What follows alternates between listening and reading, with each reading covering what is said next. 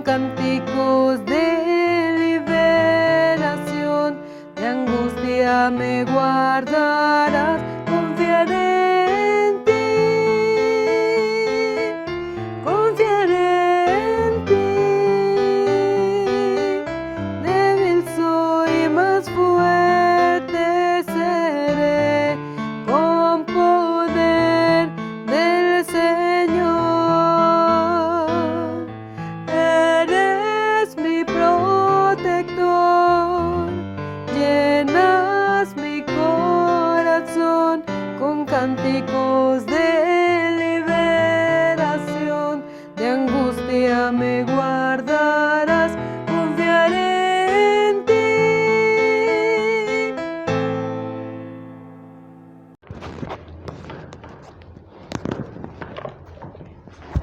Bueno, hermanos, vamos a pasar lo que es el mensaje, la palabra de Dios, el cual está aún en Apocalipsis. Estamos viendo ahora Apocalipsis capítulo 3, versículos del 1 al 6. Repito la cita, Apocalipsis capítulo 3, versículos del 1 al 6. Estaremos viendo lo que es el mensaje a la iglesia de Sardis. Antes de eso vamos a hacer una oración. Vamos a orar, hermano. Padre, gracias te damos en esta hora por tu misericordia, por tu infinita gracia que tienes para con nosotros, que el día de hoy nos permites estar aquí para escuchar tu palabra. Te pedimos que esta palabra, Dios, nos pueda cambiar, nos pueda sea incluso un punto de antes y un después, Dios, y que nos ayudes a mover, si es que tenemos que mover algo de nuestras vidas, Dios, ayúdanos a cambiar. Te pedimos, Padre, que tú obres en nosotros en todo momento, que nos ayudes y también nos ayudes a compartir este mensaje con aquellos que no lo tienen, Dios. Gracias te damos, danos un corazón sensible a tu palabra y quita todo sentimiento de altivez, de orgullo que se pueda levantar, sino que solamente podamos descansar en tu gracia y en tu misericordia, Dios. Te damos las gracias, Padre, en el nombre de Jesús. Amén. Bueno, vamos a darle lectura, hermanos, a lo que es Apocalipsis, capítulo 3, versículos del 1 al 6. Y dice así la palabra de Dios. Escriba al ángel de la iglesia en Sardis, el que tiene los 7 espíritus de Dios y las 7 estrellas, dice esto. Yo conozco tus obras, yo conozco las obras que tienes. Yo conozco las obras, que tienes nombre de que vives y estás muerto. Sé diligente y afirma las otras cosas que están para morir, porque no he hallado tus obras perfectas delante de Dios. Acuérdate, pues, de lo que has recibido y oído, y guárdalo y arrepiéntete, pues si no velas, vendré a ti como ladrón, y no sabrás a qué hora vendré por ti. Pero tienes unas pocas personas en Sardis que no han manchado sus vestiduras, y andarán conmigo en vestiduras blancas, porque son dignas. El que venciere será vestido de vestiduras blancas, y no borraré su nombre del libro de la vida, y confesaré su nombre delante de mi Padre y delante de sus ángeles. Amén. Algo muy interesante, hermanos, cuéntame haciendo. Algo muy interesante de este mensaje a esta iglesia es que, no sé si lo notaron, pero no tiene tantos simbolismos como otros mensajes. Es curioso, pero es muy directa esta carta y a la vez nos dice menos. Por ejemplo, en otros mensajes a otras iglesias que hemos visto, menciona cosas como: tú que habitas en el trono de Satanás, ¿no? Te echarán en la cárcel durante 10 días, aunque te cueste, sígueme aún en la muerte, cosas por el estilo.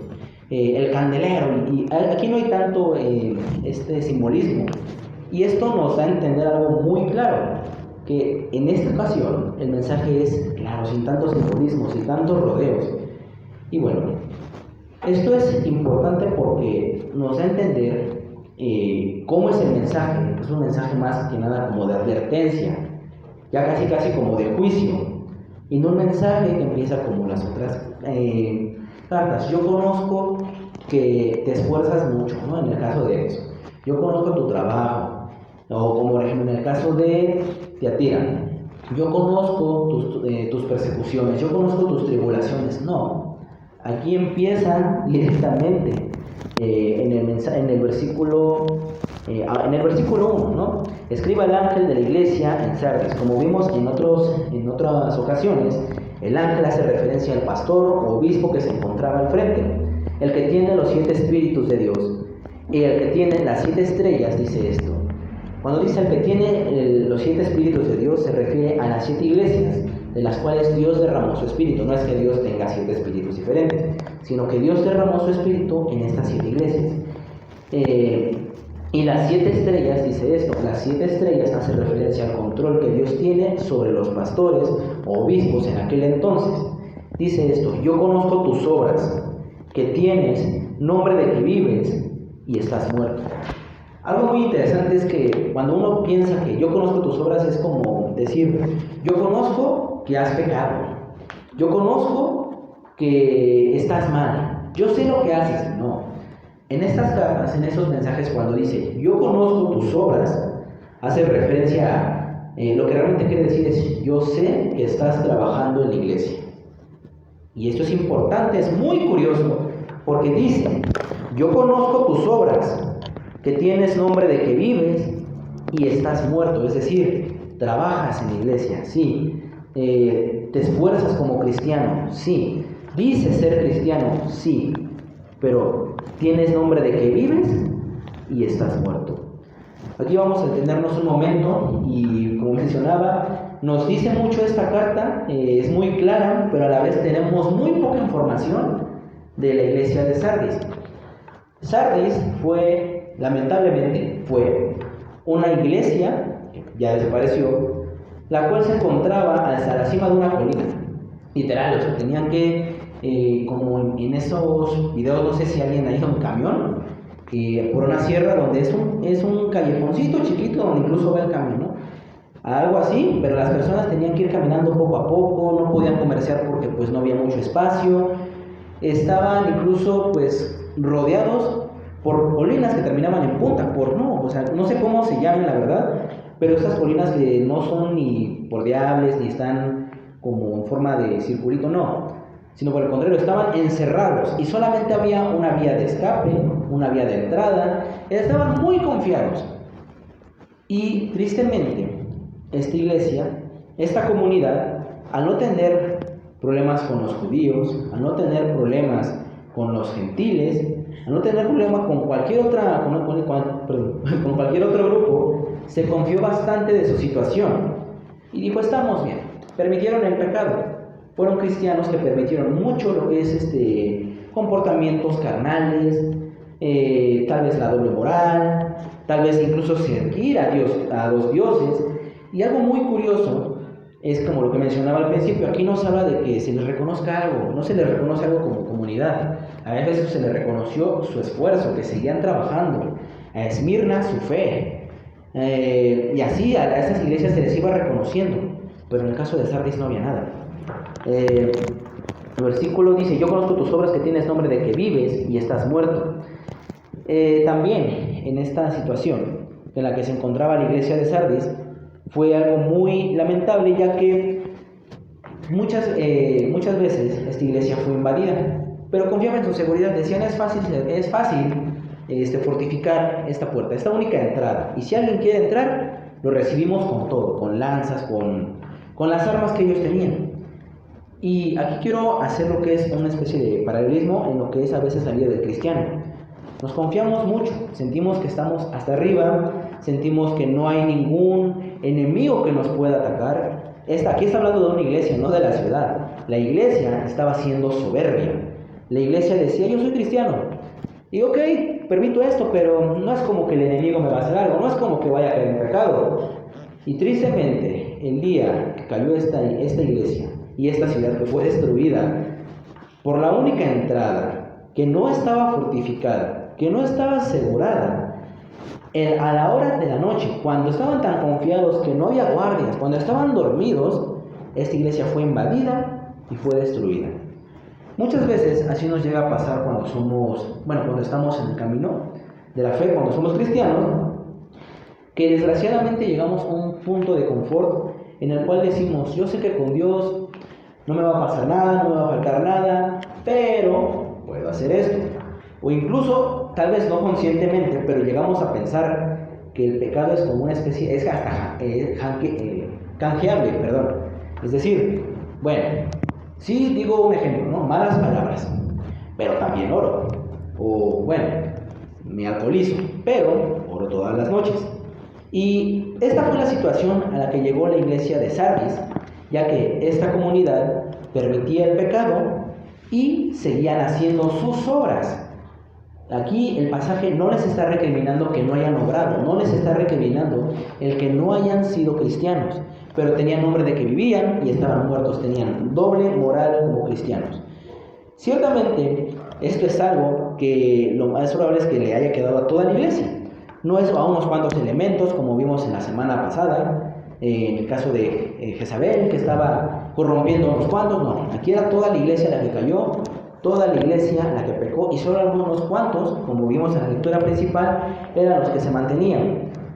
Sé vigilante y afirma las otras cosas que están para morir, porque no he hallado tus obras perfectas delante de Dios. Es decir, obraban, seguían trabajando, pero no eran perfectos. No tenían, tal vez tenían pues lo que era el bautismo, tenían la cena del Señor, tenían lo que era la profesión de fe, que también se hacía, tenían estas cosas que nosotros tenemos actualmente, pero no tenían fe, no tenían gozo, aunque se congregaran, no tenían estas características que debía tener la iglesia de Cristo, y sentían que por cumplir los ritos, por cumplir estas obras, por hacer estas obras, ya estaban del otro lado, cuando realmente por permitir el pecado, por andar en esta doble moral, estaban perdidos, estaban muertos, y no había realmente un cambio. Sé vigilante y afirma las cosas que están para morir. Prácticamente aquí ya es una condena. Sé vigilante y afirma las cosas que están para morir. Esta comunidad, esta iglesia, seguía aún latiendo. El candelero y la flamita, como vimos en la primera cita, como cuando se les hace esta referencia, en la carta de Éfeso, seguía activo, seguía prendido, seguía llameando, seguía calentando y seguía alumbrando, pero cada vez la llama era menos.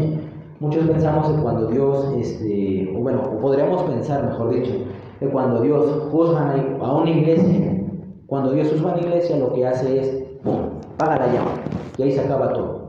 O de plano todo se dispersa. No, es poco a poco. Dios, como sabemos, es lento para la ira, grande en misericordia, y a veces el peor castigo que Dios nos puede dar no es solamente el que nos dé una enfermedad. Muchos tememos a eso de que si le fallo a Dios me voy a enfermar, o puede pasar un accidente. No, lo que Dios a veces hace es incluso entregarnos a nuestro propio pecado.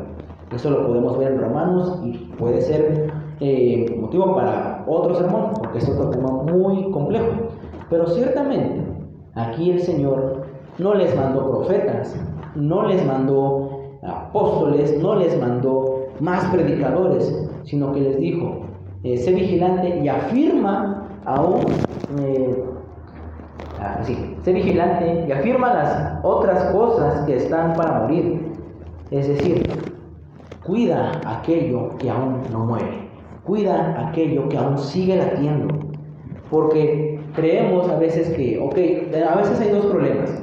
O creemos que el juicio de Dios llega tan repentino y de una forma que va a ser tal cual destructivo, o creemos por el contrario que Dios nunca nos va a dejar caer, que Dios nunca nos va a dejar que, por ejemplo, la iglesia desaparezca, en este caso hablando en el contexto de Sardis, y seguimos confiados, pensando que vamos bien, que Dios es bueno y misericordioso y aguanta nuestros pecados por siempre.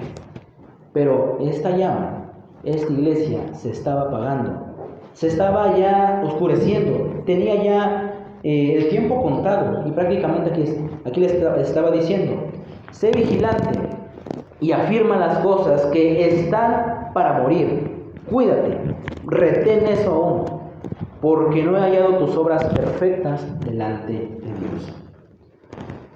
Nuevamente, las obras que son perfectas delante de Dios no requieren quizás mucha, diríamos, pompa, platillo, mucho espectáculo, mucha preparación. No, lo que Dios quiere de las obras que hagamos es que lo hagamos con amor, que lo hagamos con fe, que lo hagamos con devoción.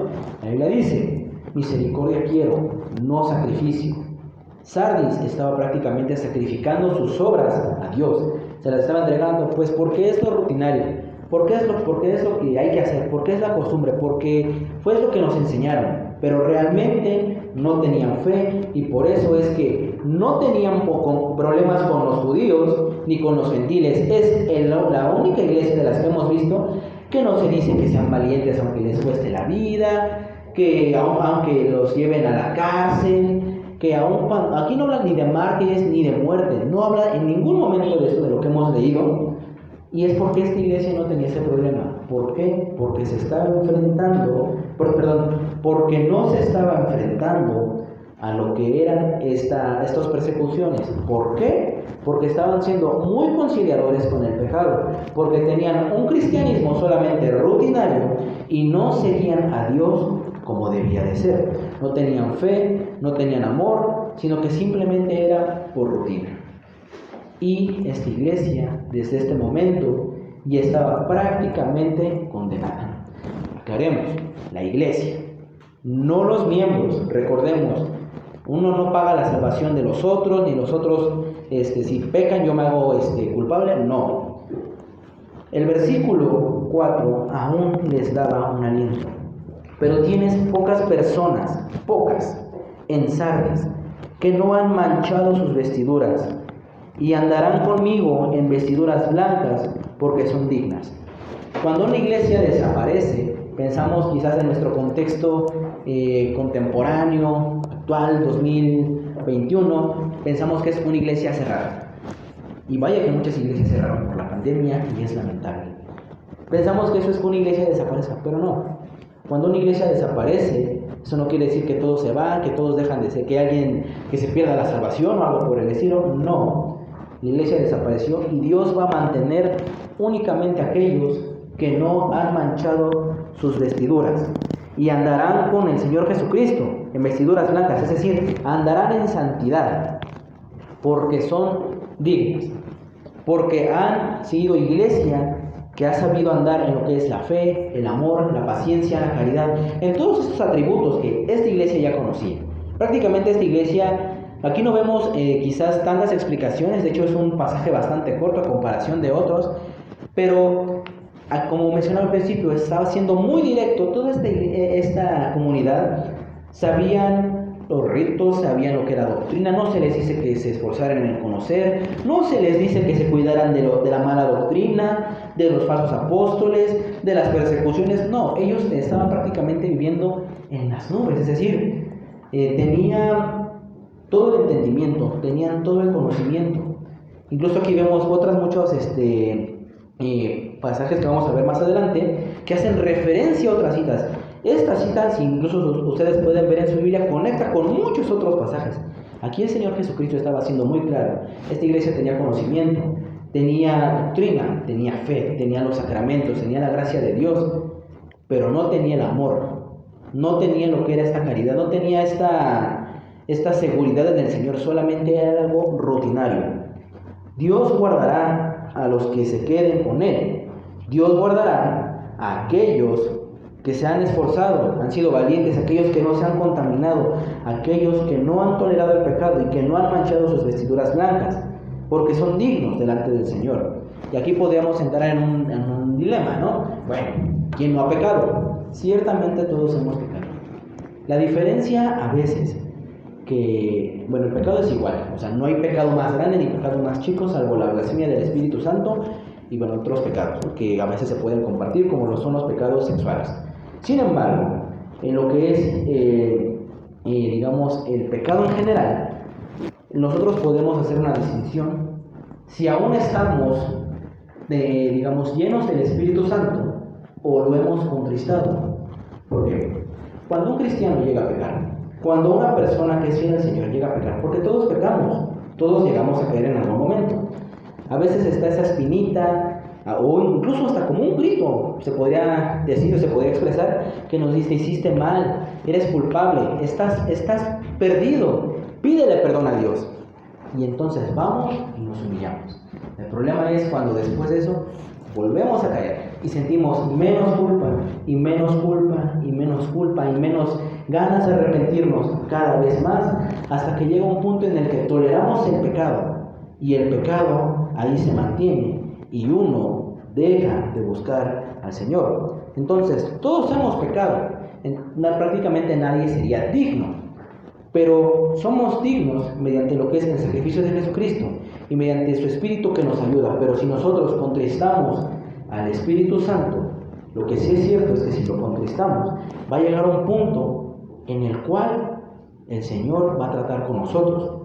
No es que la salvación se pierda. Más adelante vamos a ver qué es lo que se refiere cuando no borraré su nombre del libro de la vida. La salvación no se pierde, pero el Señor va a tratar con nosotros así como trató con la iglesia de Sardis, que tuvo que pasar por muchas aflicciones, por muchas tribulaciones, para poderse mantener de pie aquellos fieles.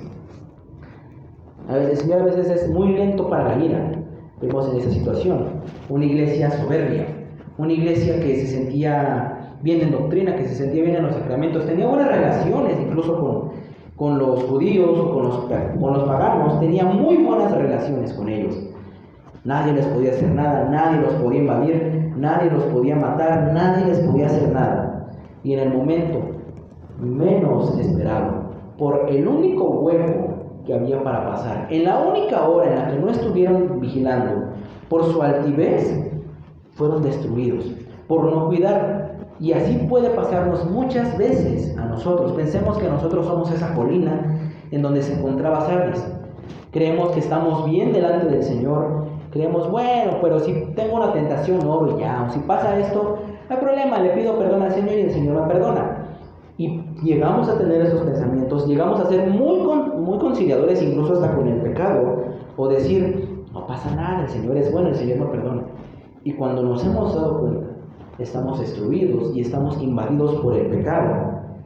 Y tristemente, el pecado nos puede llegar a consumir a tal grado de que sea necesario un trato más fuerte del Señor con nosotros, porque el Señor no es como de, tomaste una cerveza y te estás alcoholizando, ok, ahí te va una enfermedad. No, el Señor es muy lento para la ira, y a veces el Señor lo que hace para nuestra propia disciplina es dejarnos incluso nuestro mismo pecado. Es decir, ¿quieres pecar? Va, hasta donde aguantes. Es más, échale más, sigue pecando. Va a llegar un punto en el que nosotros vamos a causar nuestra destrucción, como la iglesia de Sardis. Y entonces, ahora sí, aquellos fieles, cuando ahora sí vamos a querer buscar la fe, y va a ser muy necesario que ahora sí nos humillemos al Señor, y va a ser cuando el Señor nos humille y tengamos que reconocer que por nuestras propias fuerzas no podemos hacer nada, sino que dependemos completa y enteramente del Señor. Y con soberbia no vamos a llegar a ningún lado más que a nuestra destrucción.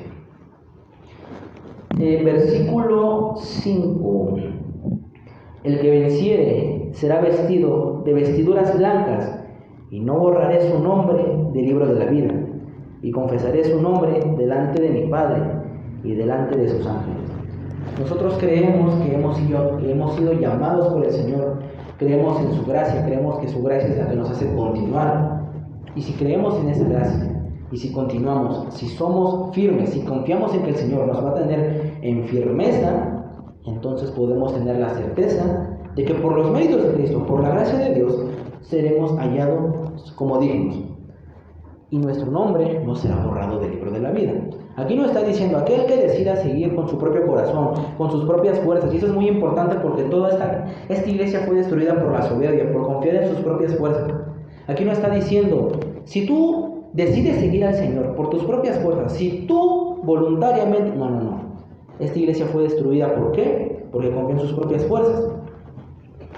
El que venciere será vestido de vestiduras blancas, y no borraré su nombre de la vida. El que venciere, el que continúa, el que se aferra al Señor, el que hace de su sustento el Señor, el que confía plenamente en el Señor y no en sus propias fuerzas, ese es el que vencerá, no aquel que quiera hacer las cosas por sus propias fuerzas.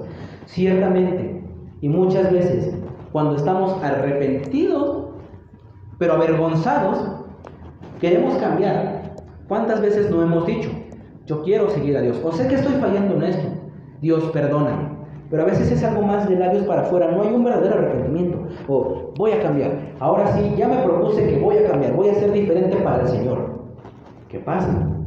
Más rápido nos sorprendemos cuando otra vez estamos pecando, cuando otra vez estamos fallando y decimos, pero ahora sí va a seguir al Señor. O incluso nos desanimamos, es que no puedo, o es que Dios me ha dejado, o es que incluso hay personas que acusan, es que a ti Dios ya te dejó por tu desobediencia. No, el Señor no nos ha dejado. Esta iglesia aún tenía la llama prendida, aún el candelero seguía ahí, pero por su conducta se estaba apagando y iba a ser dispersado, y fue dispersado. Pero aún seguía en este momento cuando Jesucristo le estaba hablando a esta iglesia, aún seguían encendidos, aún había esperanza para esta comunidad. Entonces, lo que tenemos que hacer nosotros es, sí, sinceramente, reconocer que hemos pecado, pero antes de reconocer nuestro pecado, humillarnos ante el Señor y pedirle que Él sea el que nos ayude, que no solamente hacer las obras por nuestra cuenta, no solamente hacer las obras por manera ritualística, por manera humana, sino realmente tener una fe verdadera que nos ayude a seguir al Señor. Porque si no, si seguimos actuando, si hemos actuado o empezamos a actuar de una manera en la que decimos que seguimos al Señor, pero nuestro corazón está en otro lado y empezamos también a tolerar lo que es el pecado, o bueno, sí, ser tolerantes con el pecado, o tener nuestro corazón en otro lado, entonces tendremos nombre de que vivimos, tendremos nombre de cristianos, pero realmente no lo seremos. No seremos parte del cuerpo de Cristo, no seremos hermanos del Señor, no seremos hijos de nuestro Padre Celestial. Entonces lo que hay que hacer es humillarnos delante del Señor, reconocer que hemos pecado, que tal vez hemos sido soberbios por querer hacer las cosas por nuestra propia fuerza, y pedirle que nos ayude a continuar con sus propias fuerzas, depender cada vez más del Señor y no depender de nosotros mismos, porque si hacemos eso, nos podemos confiar, podemos ser altivos y puede causar nuestra propia destrucción. Versículo 6. El que tiene oído, oiga lo que el Espíritu dice a las iglesias. Si bien todas las cartas terminan con esta oración, todas las cartas terminan con esto, y es que es algo muy importante, porque dirían, bueno, ese fue el mensaje para Sardis, ese fue el mensaje que se le dio a esta comunidad. Para nosotros no aplica, nosotros somos Fuente de Vida y estamos en México, no en Turquía. No, el que tiene oído, oiga lo que el Espíritu dice a las iglesias. Lo que le pasó a Sardis, lo que le pasó a Tiatira, a Pérgamo, a Esmirna, a Éfeso, nos puede pasar a nosotros si no somos diligentes. Bueno, hermanos, esto sería el sermón del día de hoy, y pues el llamado es a arrepentirnos y a confiar cada vez más en el Señor y en sus fuerzas. Dios les bendiga.